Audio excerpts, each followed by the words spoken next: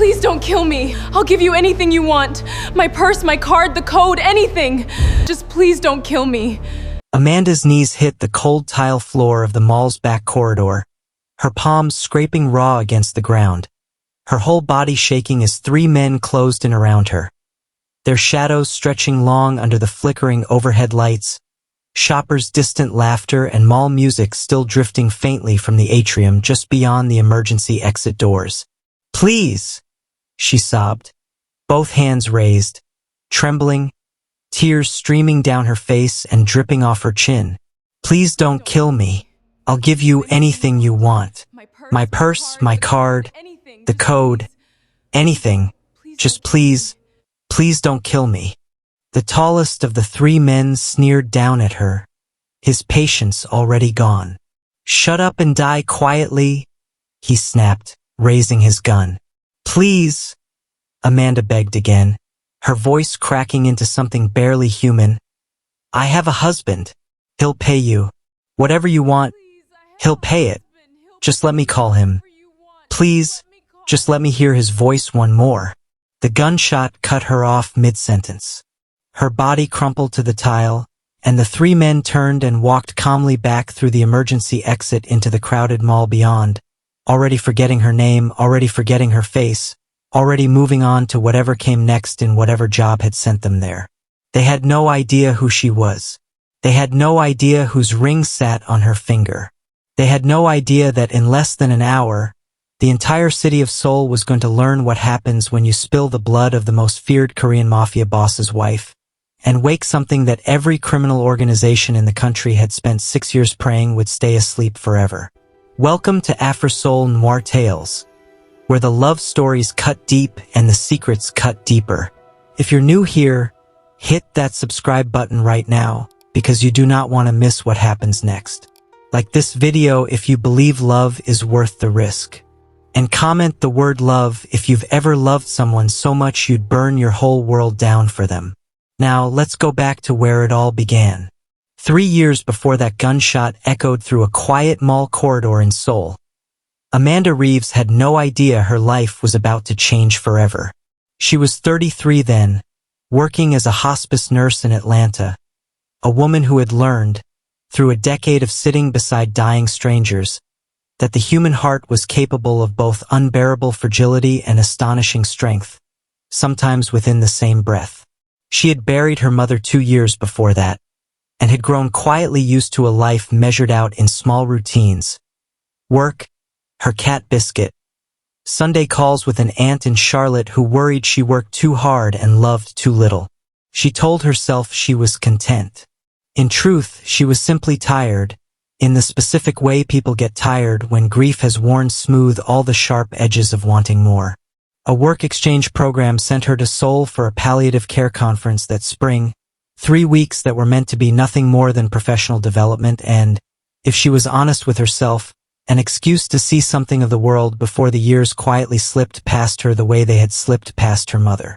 She met Kong Tae-jin on her third night in the city, at a rooftop restaurant that overlooked Seoul like it had been built specifically for people falling in love. He sat 2 tables away, alone, dressed simply, dark shirt, no watch, nothing that announced wealth or status. And yet something about his stillness pulled her attention across the room before he had said a single word. Everyone else moved, laughed, gestured with their whole bodies the way people do when they want to be seen.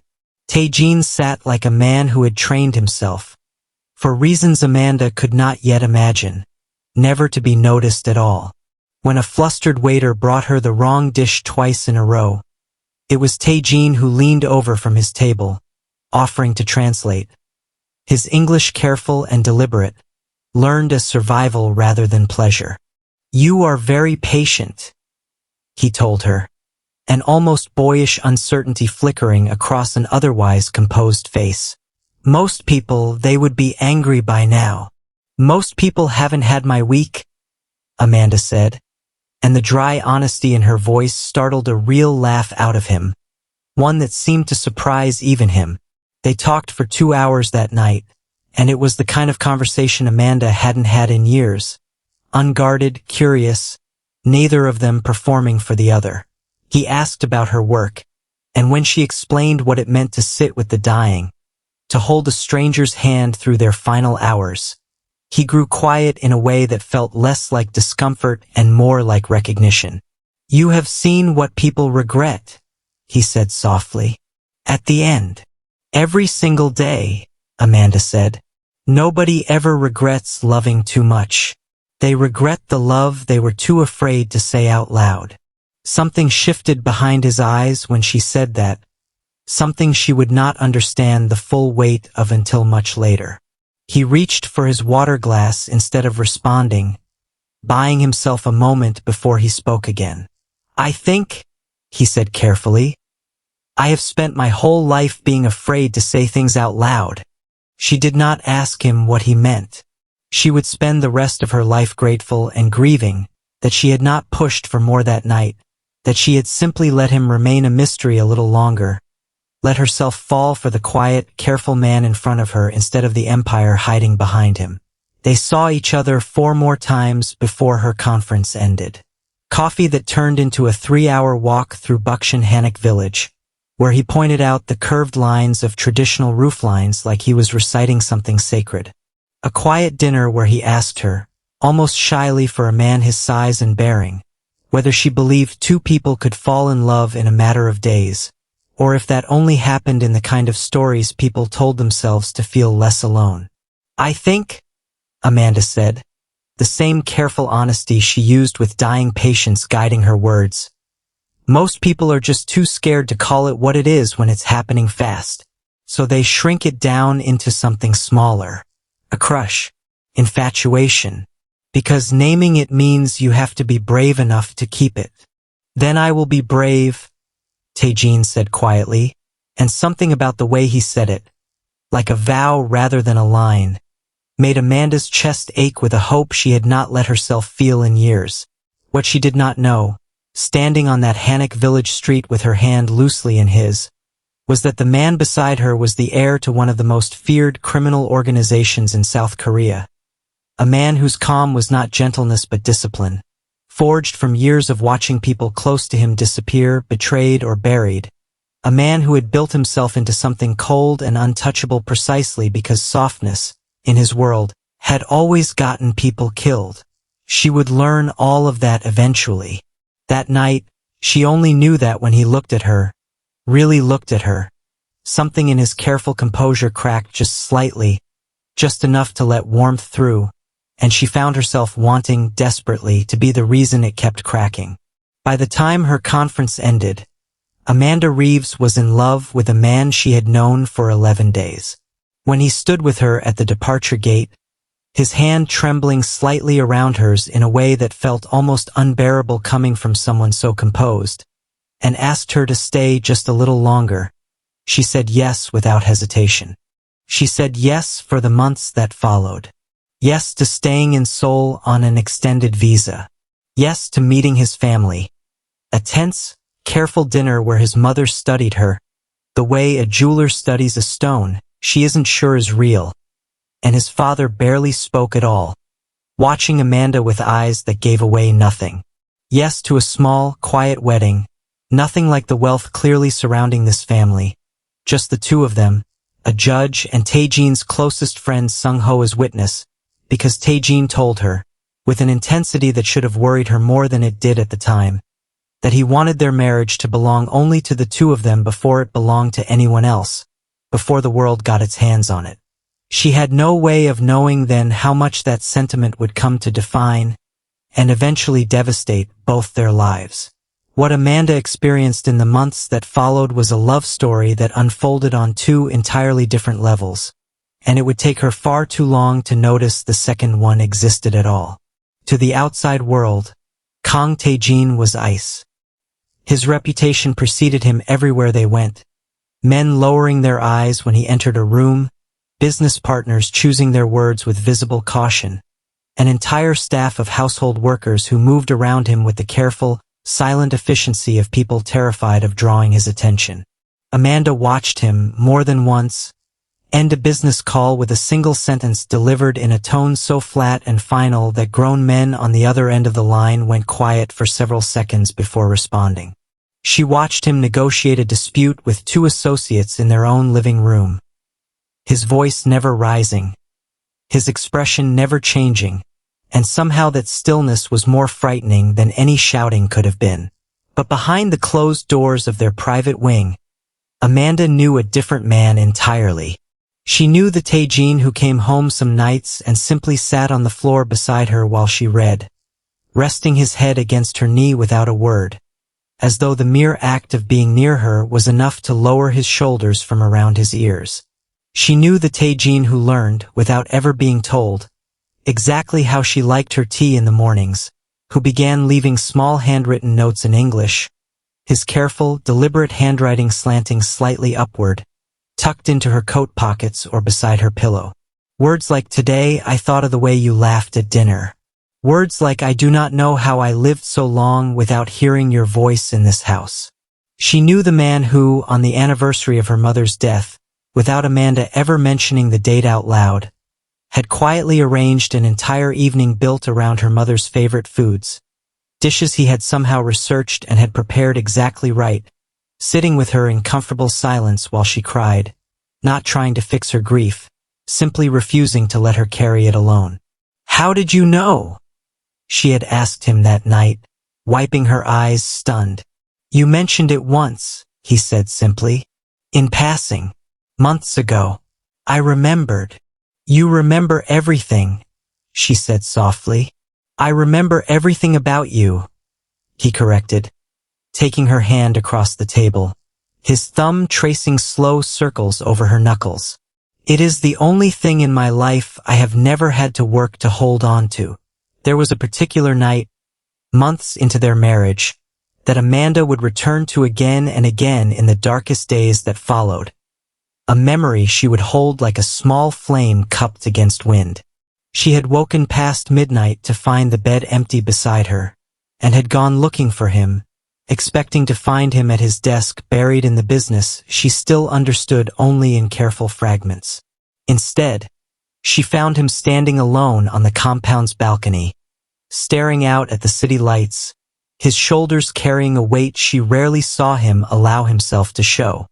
She wrapped her arms around him from behind without a word, and felt him exhale long and slow, the tension leaving his body in a way she had come to recognize as trust, the specific, hard-won trust of a man who had spent his entire life believing vulnerability was a weapon others would use against him, finally allowing himself to set that belief down, just for her, just in this one small space carved out of an otherwise merciless world.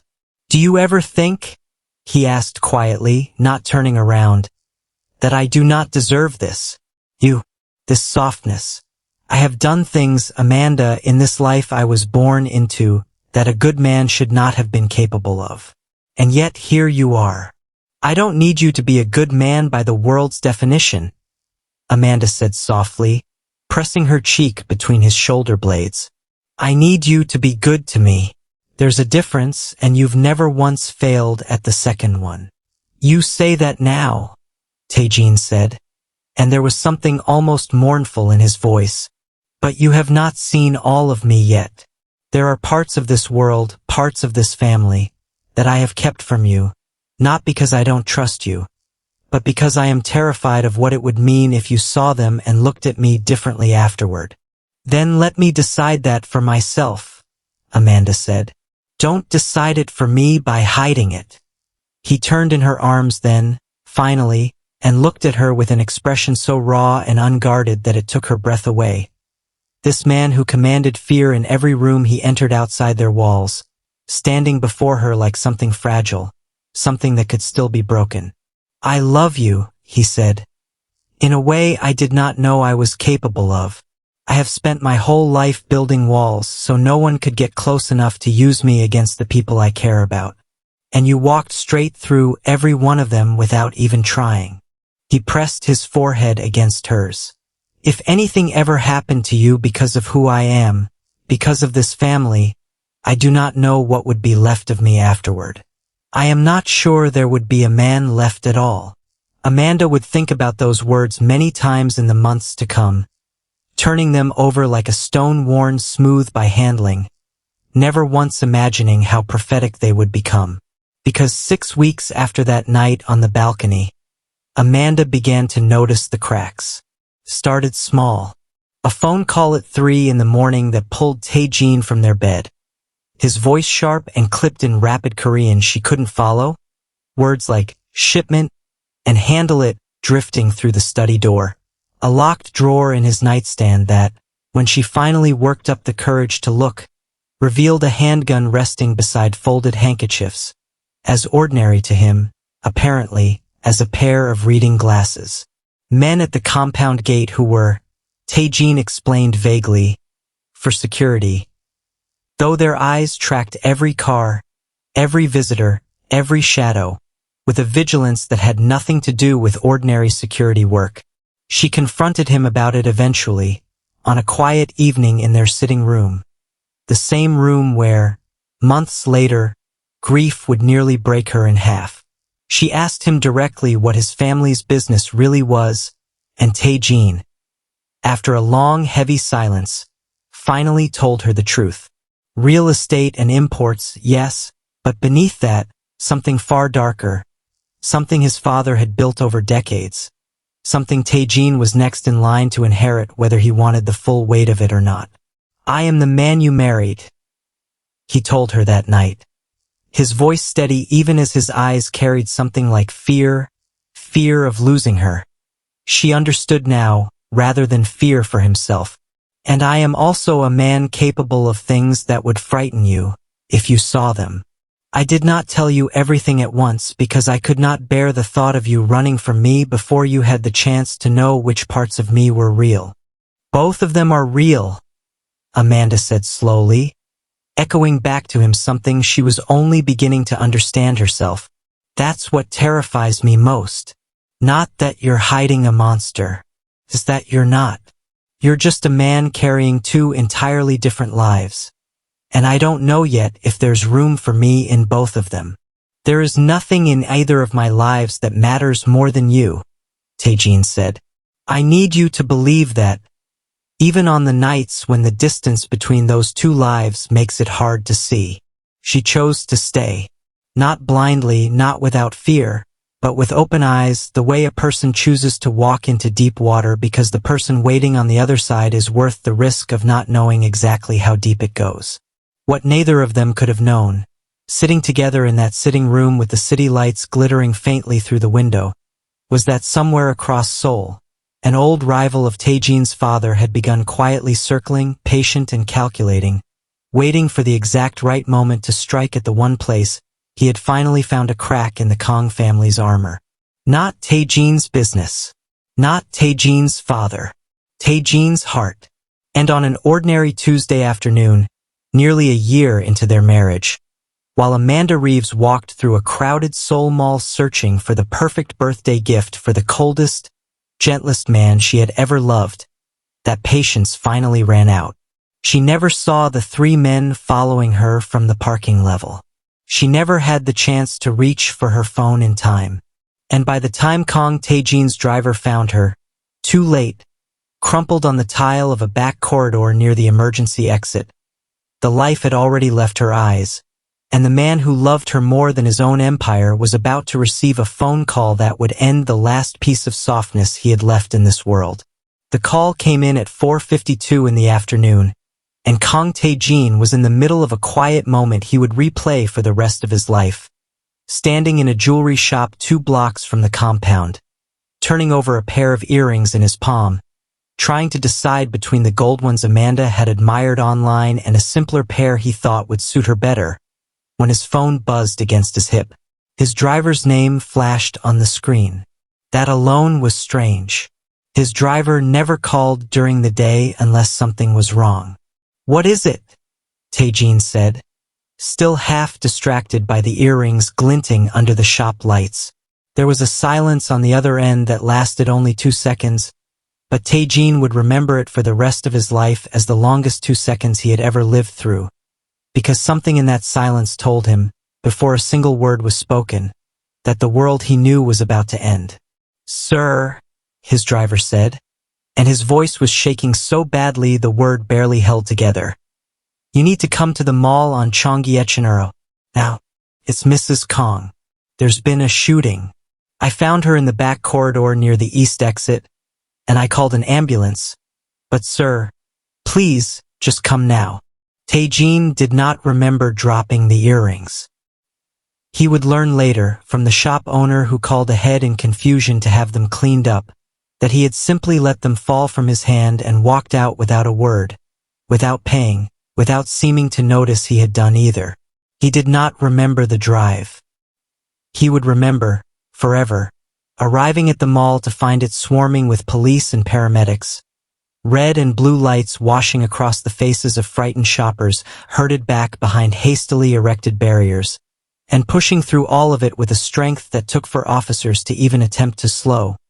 Because there are things a person's body simply refuses to accept through ordinary channels, and one of those things is the sight of the woman you love lying motionless on cold tile, surrounded by strangers who cannot save her because there is nothing left to save. He fell to his knees beside her. He would not remember doing that either. Sir, a paramedic said quietly, one hand landing carefully on his shoulder. The gentleness of a man who knows he is about to watch something break. I'm sorry. We did everything we could. She was already gone by the time we arrived. Tae-jin did not scream. He did not collapse. He simply reached out with hands that had ended other men's lives without hesitation, and gently brushed a strand of hair from Amanda's still face, the way he had done every morning for the past year, waking her with a touch soft enough not to startle her. Amanda, he said, so quietly the words barely left his throat. You don't get to do this. You don't get to leave without telling me first. His voice cracked entirely, something raw and unrecognizable tearing loose beneath it. I had earrings for you, gold ones. I was going to give them to you tonight, and you were going to laugh at me for remembering something so small, and I was going to tell you it wasn't small. None of it was ever small to me.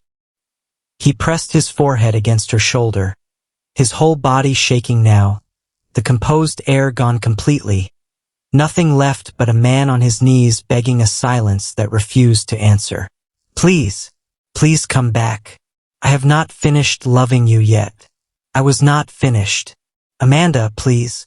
She did not answer. She would never answer again, or so everyone standing in that corridor believed. Word travels fast in certain circles, and by the time the sun had fully set that evening, every major criminal organization operating in Seoul already knew that Kang Tae-jin's wife had been murdered in a public mall, shot by unknown assailants in what appeared, on the surface, to be nothing more than a tragically random act of violence. What they did not yet know, what almost no one outside the Kang compound knew, was who had actually ordered it. His name was Director Yoon, a man who had spent decades building his own criminal empire in the shadow of the Kang family's dominance, watching, calculating, for the one opportunity that would finally let him dismantle everything Tae-jin's father had built over 2 generations. Yoon had studied Tae-jin for years the way a hunter studies an animal too dangerous to approach directly, cataloging every known weakness and finding, for years, absolutely nothing. Tae-jin did not drink to excess. He did not gamble. He trusted almost no one outside a tight circle vetted and revetted 100 times over. He was, by every measure Yoon had ever used to break a man, unbreakable. Until Amanda. Yoon's men had been watching the marriage unfold for months, reporting back small details that, pieced together, told him everything he needed to know. The way Tae-jin's guard had begun whispering about how different he had become. The way he left business dinners early now, something he had never once done in 6 years.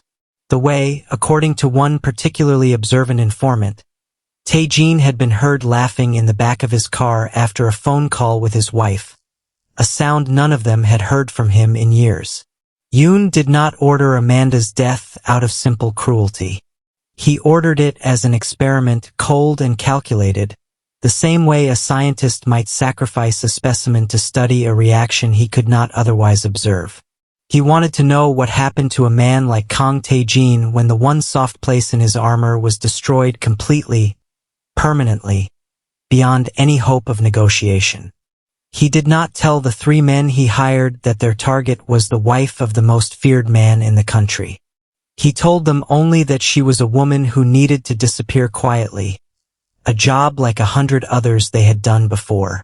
They had no idea, standing over her in that corridor, listening to her beg for her life, that they were about to become the single greatest catalyst of destruction any of them would ever be responsible for. That first night, in the immediate aftermath, there was only grief, spreading through the Kang compound like something living, seeping into every room, every hallway, every quiet corner where Amanda's laughter had once lived. Tae-jin's father, Kang Ho-suk, arrived at the compound within the hour, having received the news from Sung-ho in a phone call that left the old man's hands shaking as he dressed. He found his son sitting alone in the sitting room, still in the same clothes he had worn to the jewelry shop, staring at nothing, a small velvet box resting untouched on the table in front of him. "Tae-jin," Ho-suk said softly, approaching the way one might approach something wounded and unpredictable. "My son." Tae-jin did not look up. "I was buying her earrings," he said, his voice flat, hollow, a voice Ho-suk had never once heard from his son in 32 years of raising him. She saw them online 3 weeks ago and mentioned, just in passing, that she liked them. I remembered. I always remembered everything about her. He finally looked up at his father, and what Ho-suk saw in his son's eyes frightened him more than anything he had witnessed in 4 decades of this business. 3 men put bullets into her body 2 blocks away, and I felt nothing. No warning. No instinct. Nothing told me my wife was dying while I stood there deciding which gift would make her smile more. "This is not your fault," Ho-suk said, his own voice breaking. "I should have known," Tae-jin said, and something in his hollow tone began, slowly, to sharpen into something else entirely, something that made even his own father take an involuntary step backward. "I have spent 6 years making enemies in this business.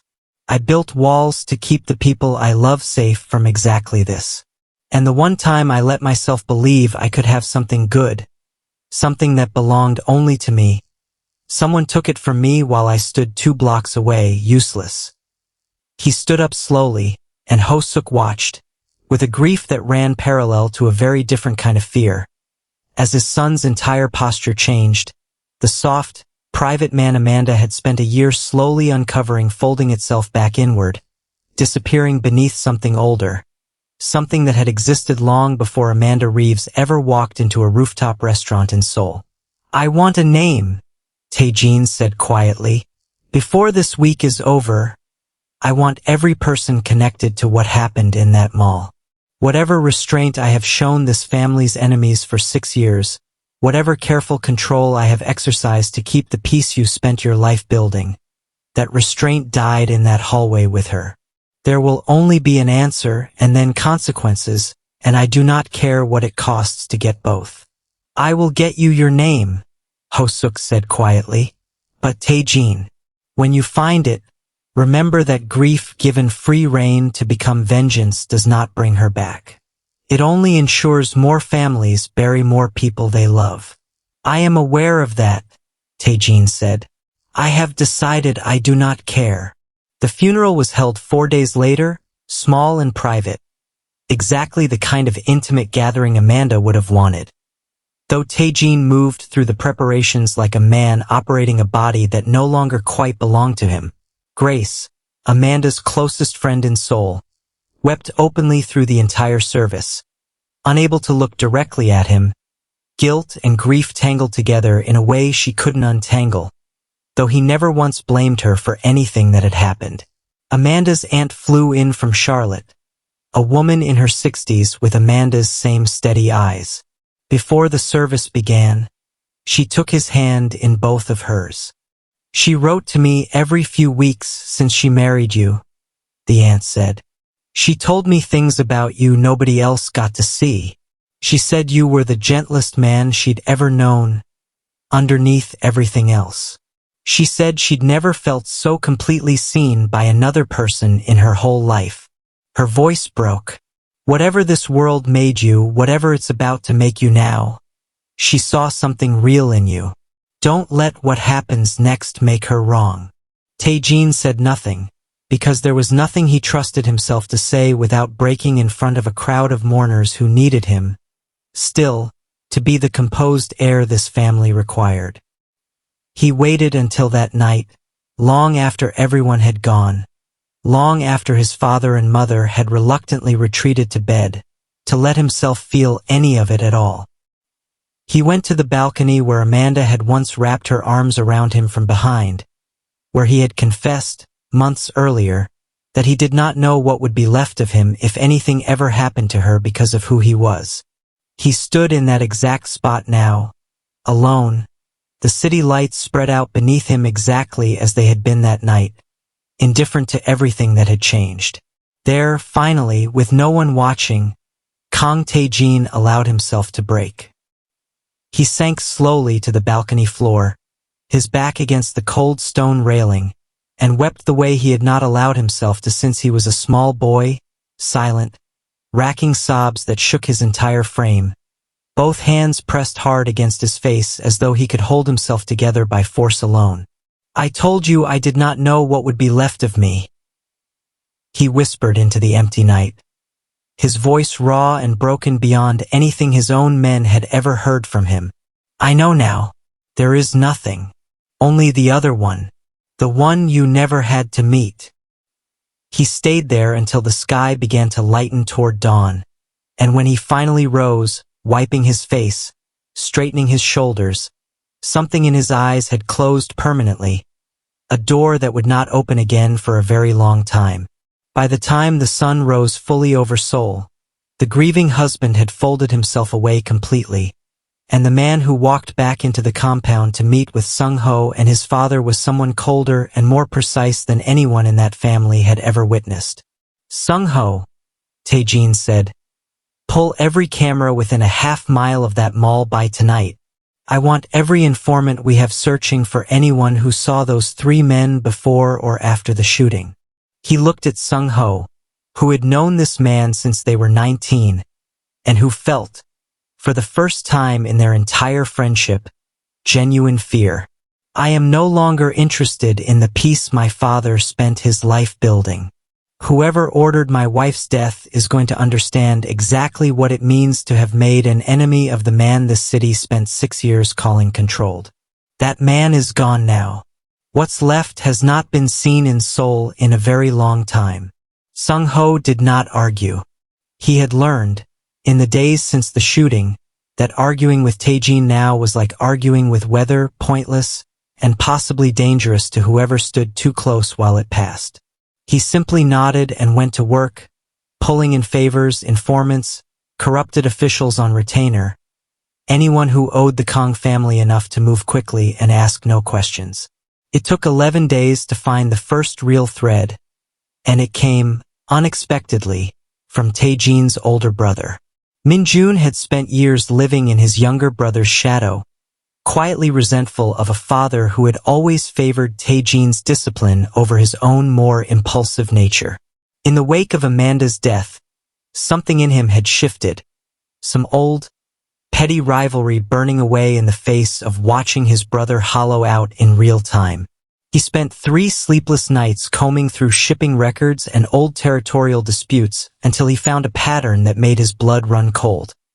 A series of quiet withdrawals made months earlier by an old rival their father had never considered a true threat. Director Yoon. Look at this, Min-jun said, spreading documents across the war room table in front of Tae-jin and Sung-ho, his voice unsteady with the weight of what he'd found.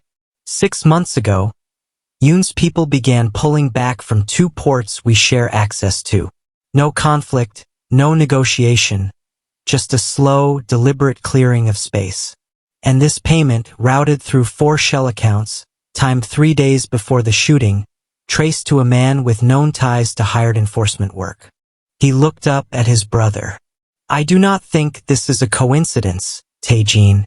I think Yoon has been waiting years for exactly the kind of weakness Amanda represented. Tae-jin studied the documents in silence, something dangerously still settling over his features.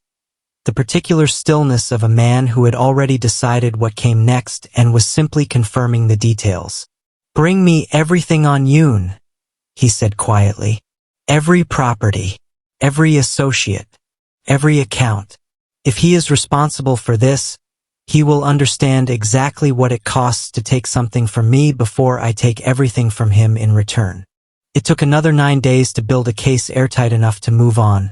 9 days during which Tae-jin barely slept, barely ate, existing in a state Sung-ho had never witnessed in another human being, a kind of controlled starvation of everything except purpose. The final piece came from a drunk, careless man in a bar 2 districts away, one of the 3 hired gunmen, bragging to an associate about a job that had paid unusually well for what should have been simple work. A job arranged through an intermediary connected to Director Yoon. Sung-ho brought the recording to Tae-jin at 2 in the morning, and Tae-jin listened to it 3 times through, his face utterly unreadable, before setting the recorder down carefully on the table. The way a man sets down something he is afraid of breaking, though everyone in the room understood it was not the recorder he was being careful with. Tonight, Tae-jin said. Tae-jin, Ho-suk said carefully, standing in the doorway, having come the moment Sung-ho called him. If we move on Yoon tonight without warning, without giving him a chance to answer for himself, this becomes a war the entire underworld of this city will remember for a generation. You understand what that means? What it will cost this family, going forward, in blood and in reputation. I understand, Tae-jin said, and his voice was perfectly calm, perfectly level, which frightened his father far more than shouting would have. I understand exactly what it will cost. I have already decided the cost is acceptable. Ho-suk looked at his son for a long moment, grief and helplessness warring visibly across his aged face, and did not try to stop him again. They found Director Yoon at a private estate north of the city, the same kind of isolated compound the family had used for decades to conduct business no one wanted documented. And the confrontation that followed was, by every account given afterward by the men who witnessed it, less a negotiation than an execution delivered with words before it became one delivered by anything else. You believed love would make me weak, Tae-jin said, standing over the older man, who had gone pale, and still the moment he understood there would be no negotiation, no leverage, no version of this meeting that ended with him walking away. You spent 30 years building a theory about men like my father and men like me, and you decided to test it on my wife because she was the only crack you had ever found in 6 years of trying. I want you to understand something before this ends, Yoon. You were right that love changes a man. You were simply wrong about which direction it changes him in. Yoon did not beg.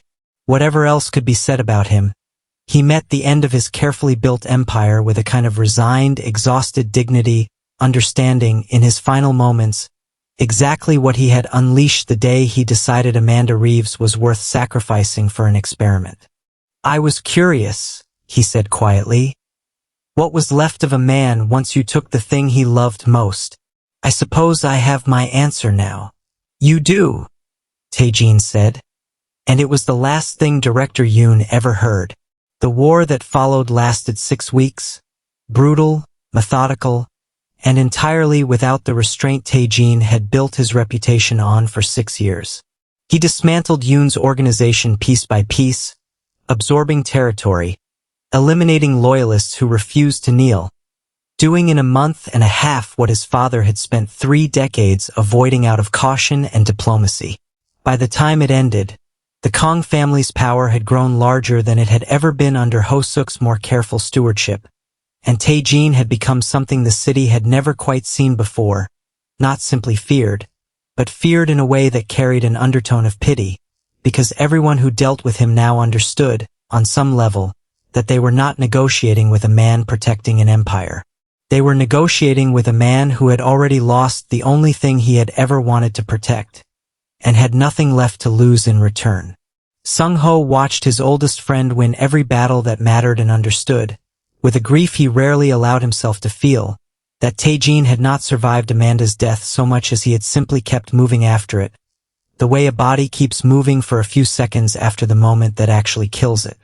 "You avenged her," Sung-ho said quietly, one evening months later, finding Tae-jin alone in his office long after everyone else had gone home, staring at nothing, a bottle of soju untouched on the desk in front of him.